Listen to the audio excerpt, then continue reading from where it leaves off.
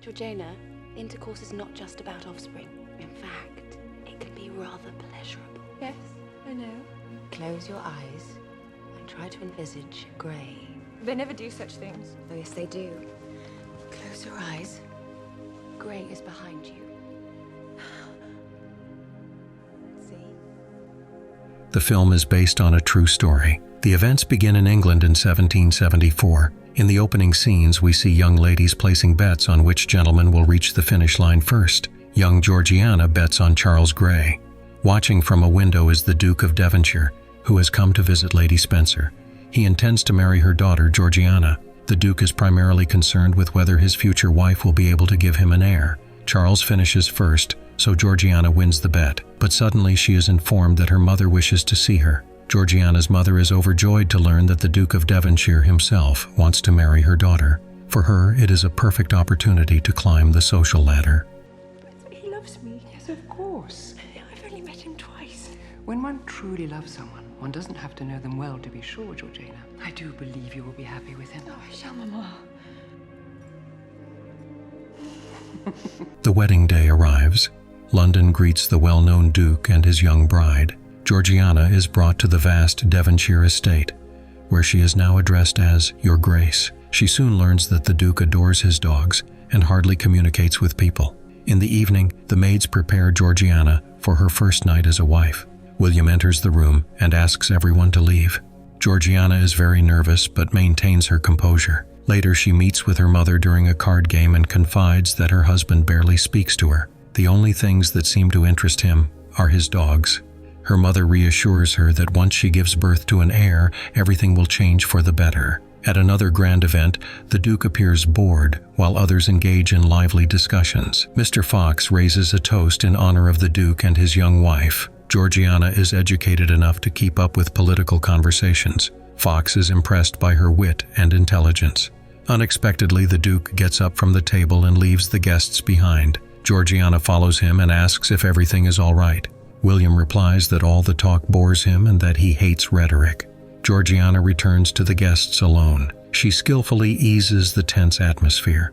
But later that night, when she enters the bedroom, she sees a maid running out with a dress in her hands. Georgiana demands an explanation from her husband, but he acts as though nothing significant has happened. What's going on? Nothing to concern you. I don't understand. Come here. Months pass. While the Duke and Duchess are having breakfast, one of the maids brings in a little girl named Charlotte. William informs his wife that Charlotte will now live with them. According to him, the girl's mother has died, and she has nowhere else to go. It is clear that the Duke is Charlotte's father.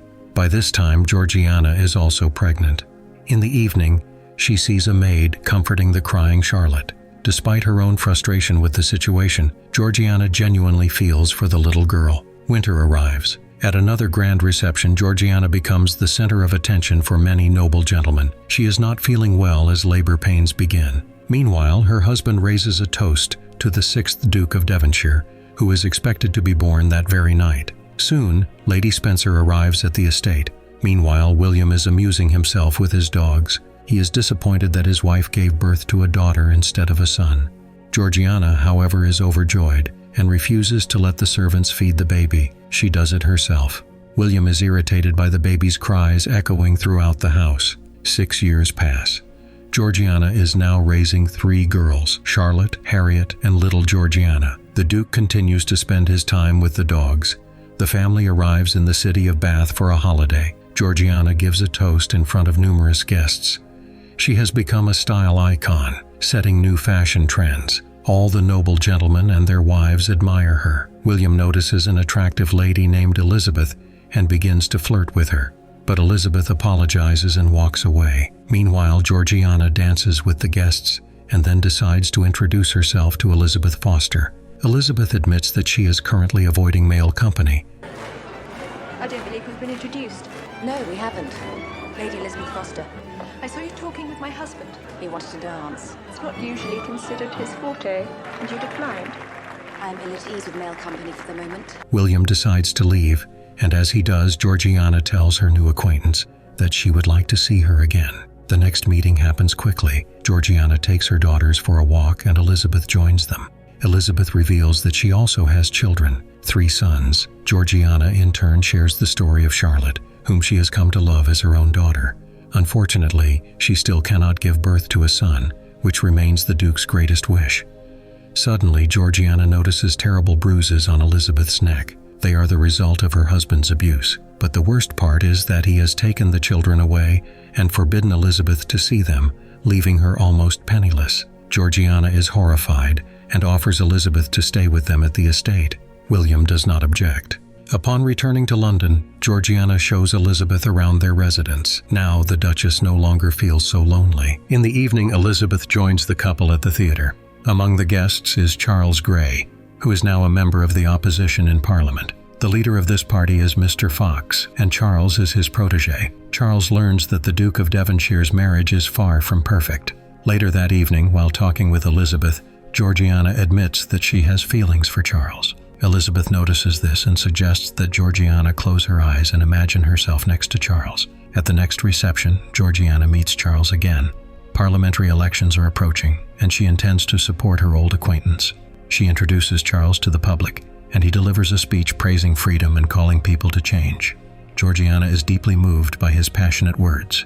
She manages to gather 3 times more listeners than expected. She directly asked Charles if he thinks about her in her absence. The answer was more than obvious. Georgiana returned home in high spirits, but when she saw the servants gathered near Elizabeth's chambers, she sensed something was wrong. From inside, she could hear sounds that left no doubt. Elizabeth was having fun with the Duke. Georgiana didn't know what to think.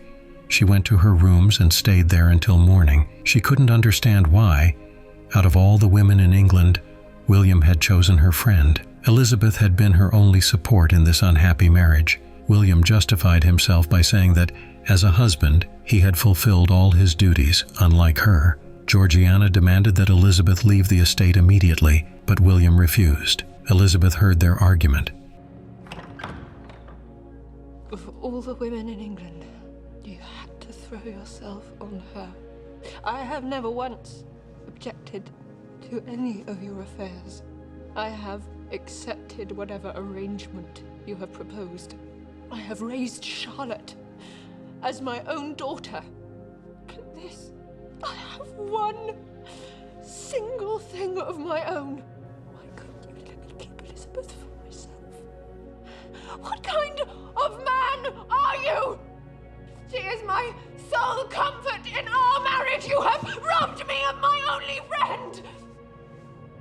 What is wrong with me? Georgiana had no choice but to seek advice from the only person she still trusted, her mother. Her mother advised her to return to the estate and take control of the situation. There was no other choice. Georgiana did as she was told. William met her, and she didn't say a single word of reproach.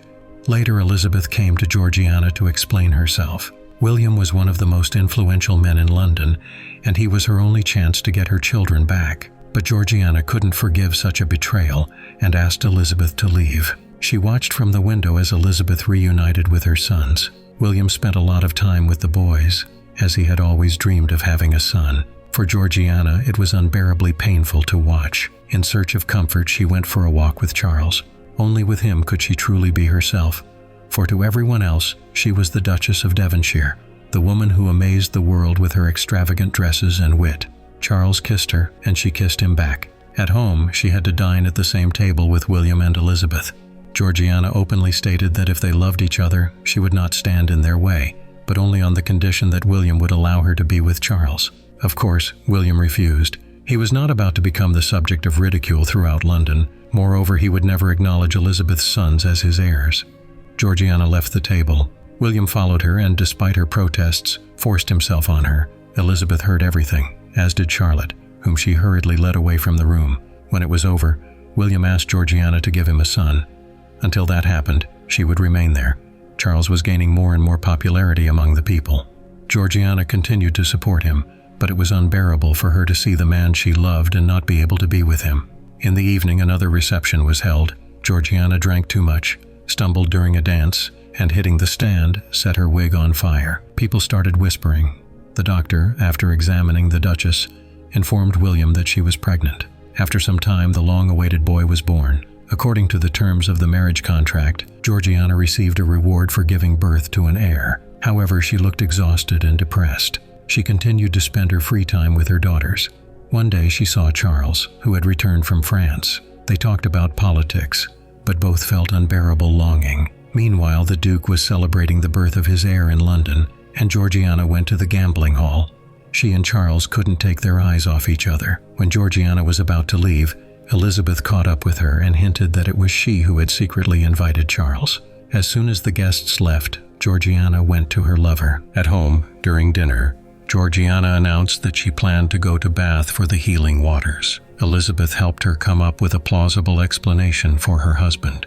In Bath, Georgiana and Charles did not part for a single moment. When Charles went to meet with his political allies, Georgiana found her mother and William in her chambers. Rumors about her affair with Charles had reached them. Georgiana said she wouldn't leave Charles because she loved him. Her mother reminded her of her duty as a duchess, and that she could not cast a shadow over the Duke's name. William made it clear that if she didn't break ties with Charles, he would ruin Grey's political career. Moreover, she would never see her children again. Confused and upset, Georgiana ran away. But later, after calming down, she returned to her husband with her mother and asked for permission to return to London without him. William handed her the letters from the children, but she remained resolute. That night, Georgiana waited for Charles. However, after reading the letters from her daughters, she burst into tears and took the first carriage back to London to embrace her children. William was pleased that they had come to an agreement. One evening during dinner, the family heard Charles's voice as he tried to enter the residence to speak to his beloved. He had been sending dozens of letters, but all went unanswered. Charles wanted to marry the Duchess, but Georgiana declared that she would never leave her children. I want to marry you. I want you to bear my children, and I don't care if they are boys or girls! I wish it could be that way. It can. It will. You must leave and be with me. Free woman. Now, let us leave now! I cannot abandon my children. Listen to what you are asking me to do. She returned to the table. Elizabeth looked at her with sympathy. Suddenly, Georgiana announced that she was pregnant with Charles Grey's child. Sometime later, William made a decision. His wife would go to a remote village to give birth. The newborn would be sent to live with Charles's family.